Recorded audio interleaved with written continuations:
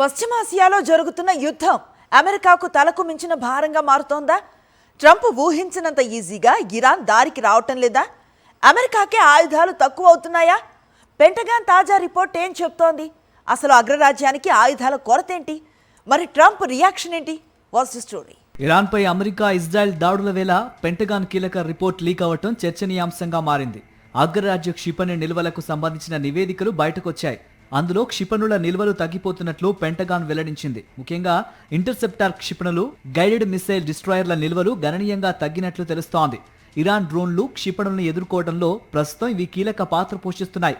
Trump మరో 10 రోజులు ఇలాగే దాడులు కొనసాగిస్తే అవి పూర్తిగా తగ్గిపోయే ప్రమాదం ఉందని నివేదికలు వెల్లడిస్తున్నాయి. ప్రస్తుత పరిస్థితుల్లో ఆయుధ, క్షిపణి నిల్వలను తిరిగి పెంచుకోవడానికి అధిక ఖర్చులను భరించాల్సి ఉంటుందని పెంటగాన్ ట్రంప్నకు తెలిపినట్లు నివేదికలు వెల్లడించాయి.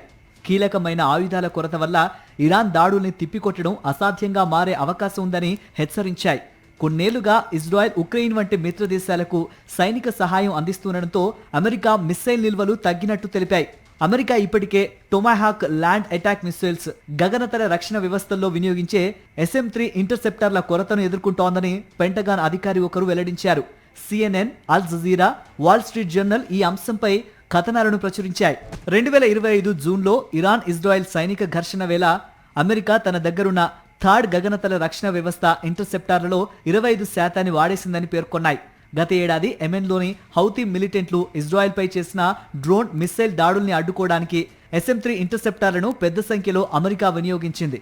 యుద్ధ నౌకల నుంచి ప్రయోగించే ఇంటర్సెప్టార్ల కొరతను కూడా అమెరికా ఎదుర్కొంటోందని వాల్ స్ట్రీట్ జర్నల్ పేర్కొంది.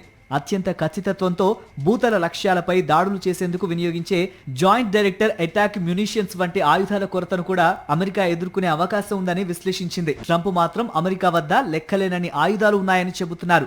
ఇరాన్తో పోరాటానికి కావలసినన్ని ఆయుధ నిల్వలు ఉన్నాయని మంగళవారం ట్రూత్ వేదికగా పేర్కొన్నారు. ఉన్నత శ్రేణి ఆయుధాలను ఇతర దేశాల్లోనూ నిల్వ చేసినట్లు చెప్పారు. పెంటగాన్ రిపోర్ట్ చూస్తే మాత్రం అగ్రరాజ్యానికి ఆయుధాల కొరత ఉందనే విషయం అర్థమవుతోంది. ఈ నేపథ్యంలో ట్రంప్ ఎమర్జెన్సీ భేటీకి పిలుపునిచ్చారు. రక్షణ రంగ కాంట్రాక్టర్లను వైట్ హౌస్ కు పిలిచారు. శుక్రవారం వారితో సమావేశం కానున్న ట్రంప్ ఆయుధ ఉత్పత్తిని పెంచే అంశంపై చర్చించనున్నట్లు తెలిసింది.